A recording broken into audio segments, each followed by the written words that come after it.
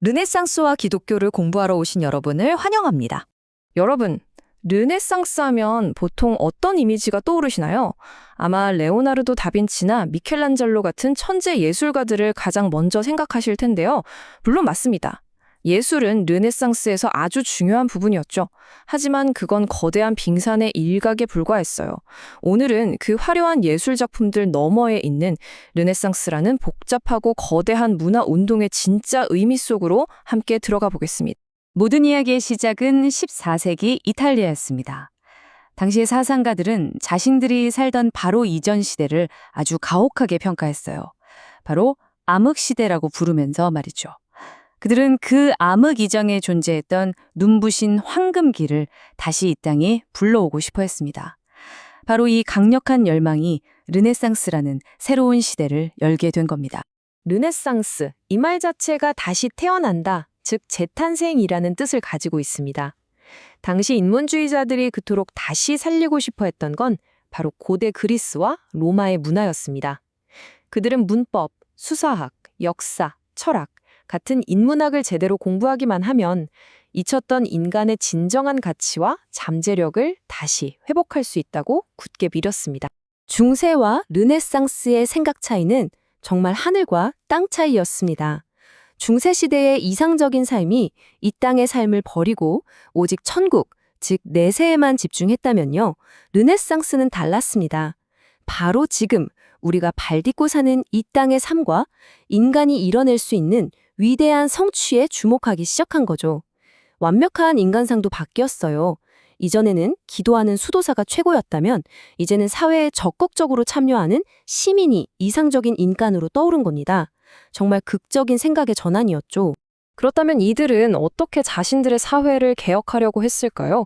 그들이 내놓은 해답은 의외로 아주 단순하고 명확했습니다. 바로 모든 것의 시작점, 우리 문명의 근원으로 돌아가자는 것이었죠. 아드엔 폰테스, 근원으로. 이 라틴어 구호야말로 인문주의 운동 전체를 관통하는 핵심 정신이었습니다. 이건 단순히 과거를 베끼자는 게 아니었어요. 메말라버린 현재의 생명력을 불어넣기 위해서 문화에 가장 깊고 순수한 샘으로 직접 가서 생명의 물을 길어 올리자는 강력한 외침이었습니다. 그런데 여기서 정말 흥미로운 점은요. 그들이 돌아가고자 했던 근원이 하나가 아니었다는 겁니다. 그들은 동시에 두 개의 황금기를 바라봤어요. 하나는 고대 그리스와 로마가 남긴 찬란한 지혜와 문화였고 또 다른 하나는 사도들과 초기 교부들이 지켰던 순수하고 단순했던 기독교 신앙이었습니다. 인문주의자들은 이 두 개의 위대한 유산을 모두 되살려야 한다고 믿었던 거죠. 이런 이중적인 관심을 가장 잘 보여주는 인물이 바로 초기 르네상스의 문을 연 페트라르카입니다. 그는 로마의 위대한 작가인 키케로를 열렬히 존경하면서도 동시에 기독교 교부인 아우구스티누스를 자신의 영적인 스승으로 삼았어요. 그에게 신학이란 빡빡하고 어려운 논리가 아니라 신에 향한 아름다운 시나 마찬가지였던 겁니다. 자, 이제 이야기의 무대를 옮겨서 이 르네상스 정신을 구체적인 사회개혁 프로그램으로 발전시킨 한 인물을 만나보겠습니다. 그는 바로 이 시대 최고의 지성이자 가장 영향력 있던 기독교 인문주의자 로테르담의 데시데리우스 에라스뮤스입니다. 에라스무스가 보기에 당시 교회의 상황은 정말 심각했습니다. 첫째, 신학은 너무 복잡한 철학 논쟁이 돼서 정작 중요한 그리스도는 사라져버렸고, 둘째, 사람들은 마음속 믿음보다 성유물이나 화려한 의식 같은 겉모습에만 치중했습니다. 그리고 가장 심각했던 건 성직자들의 부패와 무지가 도를 넘어섰다는 점이었죠. 에라스미스는 이 모든 문제점을 향해 아주 날카로운 풍자의 칼을 빼들었습니다. 이 문장만 봐도 에라스뮤스의 비판이 얼마나 대담했는지 알 수 있죠. 그의 유명한 풍자극에 나오는 대사인데요.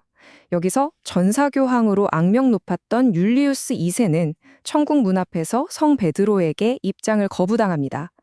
그는 이처럼 당대 최고의 권력자였던 교황마저도 거침없이 조롱의 대상으로 삼았습니다.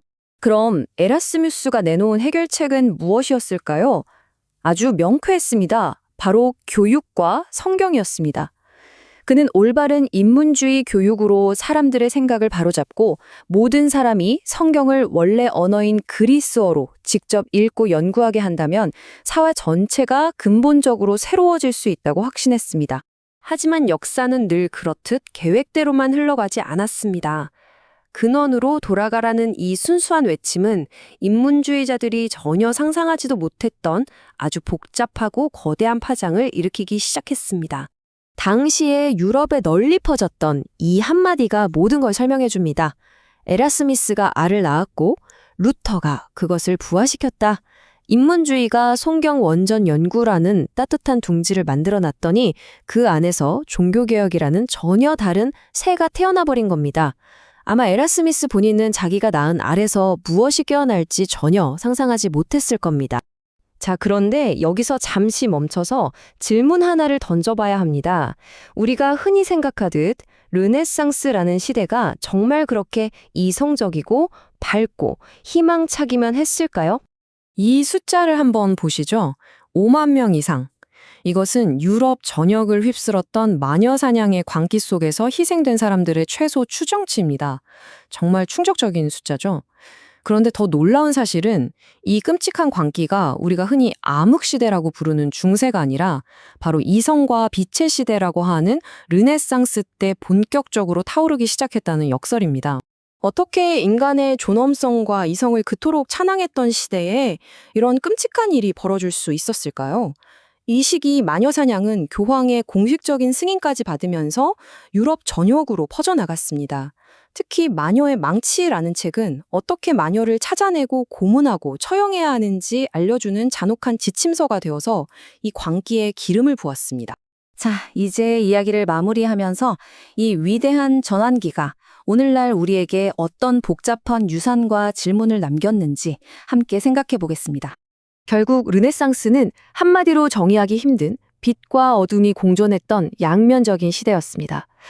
과거의 위대한 유산을 되살리려던 시도는 종교개혁과 마녀사냥처럼 그 누구도 의도하지 않았던 결과로 이뤄졌습니다. 과거를 부활시키려던 이들의 노력은 결국 아무도 예측하지 못했던 완전히 새로운 미래의 문을 열어버린 셈이죠. 그래서 우리는 마지막으로 이 근본적인 질문과 마주하게 됩니다. 르네상스가 선택했던 방법, 즉 과거의 이상적인 황금기로 돌아가 현재를 개혁하려는 시도, 이것이 과연 오늘을 사는 우리에게도 최선의 해답이 될 수 있을까요? 어쩌면 이것이 르네상스가 우리에게 남긴 가장 중요한 질문일지도 모르겠습니다.